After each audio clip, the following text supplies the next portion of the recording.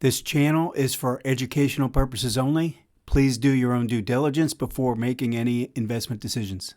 Hi, this is Joe Rabil. So I constantly get questions from people trying to decide whether to buy a stock on a pullback. All right. And so I want to be able to define weakness for you. And we're going to go through that today. I'm going to show you an approach that I've used for almost my entire career, 35 years, of how we can define what is good weakness versus what isn't good weakness. All right.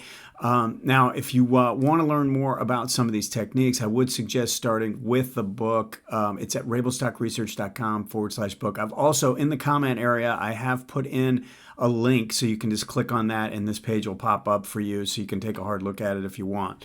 Also, I do not have a Gmail account, just want to make you aware. Finally, if you do enjoy this content, please hit the like button and also subscribe. Okay, so I've got the daily chart of the XLU, the utility spider up here. All right, now I've got an 18 MA, this magenta colored line on the daily, and then a 40 MA, both daily lines, right? And then I've overlaid, and you can see the stair-stepping lines. The blue line is the 18-week. The green line, which is stair-stepping up at a slower pace, is the 18-month. And then I've got a quarterly line, quarterly 18 in red. All right. We're going to cover all of these, but the main thing I want you to understand in this video is that we've got a situation where a stock is moving up, and I'm not going to talk about the momentum here because I want you to just understand the basics of the criteria. We've got something that's moving up. It's making, you can see it's made a higher high, right? And it even took out prior resistance here. We can look at that and see the thing is turning to the upside. And then it makes a pullback. And in the process of pulling back, the 18 actually crosses down below the 40, all right? That whole sequence takes place above the next time frame's 18. So if I'm on a daily chart, just clear this off. If I'm on a daily chart, we're looking for all of this to take place and find support on a pullback at the 18 week if I'm on a daily. So I go one time frame up, I use the 18 on the next higher time frame. All right. Now, so this is the trigger time frame. The setup time frame is actually on the higher time frame 18. All right, that's the 18 week in this case. All right, in this specific case, what I'm explaining right now. So if I get weakness on this time frame, I'm looking for support in the area. It doesn't always hit it right on the nose like this. Sometimes it'll overrun a little bit, but we're looking for support in that area right around the 18 week if I'm on a daily chart and looking for an entry. All right. Now, there are criteria that we use based on the momentum that'll help us determine how aggressive we are here, right? Or do we wait for a little bit better entry here, like waiting for a little bit more confirmation, I mean. So that can be the case, but I want you to, again, focus on the main simplicity of this approach, which is if I'm on a daily chart, then I'm looking at the weekly to buy pullbacks to. I want to look at the weekly 18 as a buying opportunity. But I'm only really looking when the 18 crosses down below the 40 or these lines have come together. They've come closer. They don't have to crisscross, but I don't really want to be looking at them when they're far apart like this. All right. So if I'm getting a pullback in a stock, I'm looking for a situation where I'm below the 18-day. If I'm on a daily and I want to play that time frame, I'm below the 18-day, but I'm above the 18-week. And I've pulled back to the 18-week, and the 18 is crossed down below the 40. Now I've got a potential entry. If you notice, we have the same thing that happened here. We had a move up.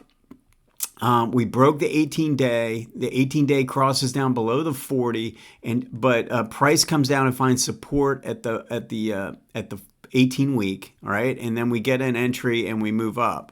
Now, this didn't last as long. Obviously, this was a much longer trend, but it's just still a setup, and it's something you have to respect. You have to take those types of trades. Now, look at what happened after that. Notice how when we pulled back this time, by the time the 18 actually crossed down below the 40, we were well below the 18 week, and the 18 week actually flattened. Do you see how we're in kind of like in the middle of nowhere? There's nothing here. So Unless you're really a short-term trader and you want to play for a little move back up to the 18-week this way or something like that, this is not the kind of weakness we want to play. You see the difference between this weakness?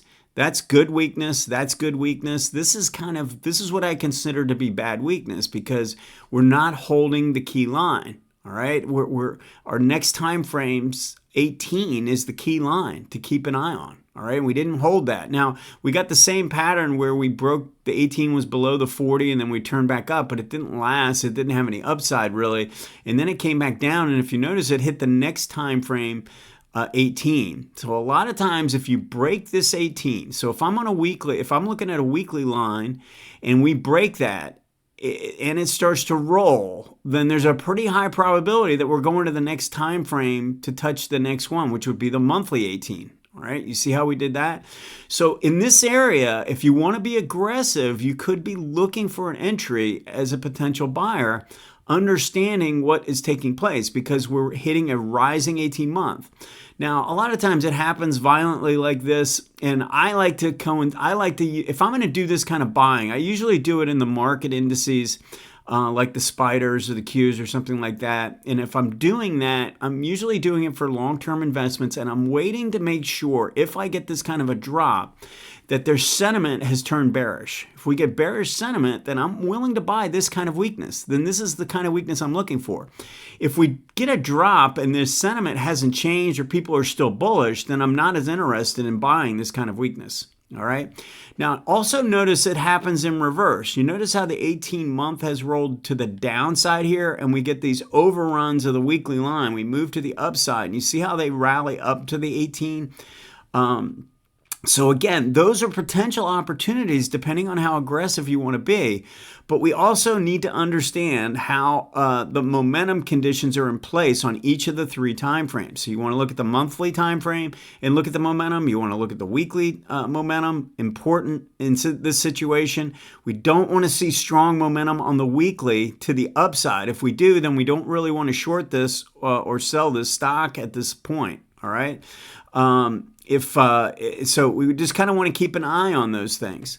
All right, I want to give you just one more example, and let's just look at the XLK. So we have these moves where we're dropping down, getting into this region. Now, sometimes you'll break the 18-week and not come all the way down to the 40 when this is flat. Now, typically when that's the case, the momentum condition is probably pretty strong, and there's probably a 40-week moving average acting as support underneath. All right. Now, this came pretty close to the quarterly line. This green line is the quarterly line. But notice what happened here. We get the violent move to the downside, big drop, huge drop, violent, massive drop to the downside, and we find support at the quarterly line. Sorry, this was the monthly line in green, the quarterly line in red. We get this type of a drop. Now, the sentiment at this point was incredibly bearish. Everybody turned bearish. Everyone thought the tariffs were going to cause the market to collapse and the economy to collapse. And so when you get those opportunities, again, I typically don't do these, and I don't usually look for these types of opportunities in individual stocks at this point.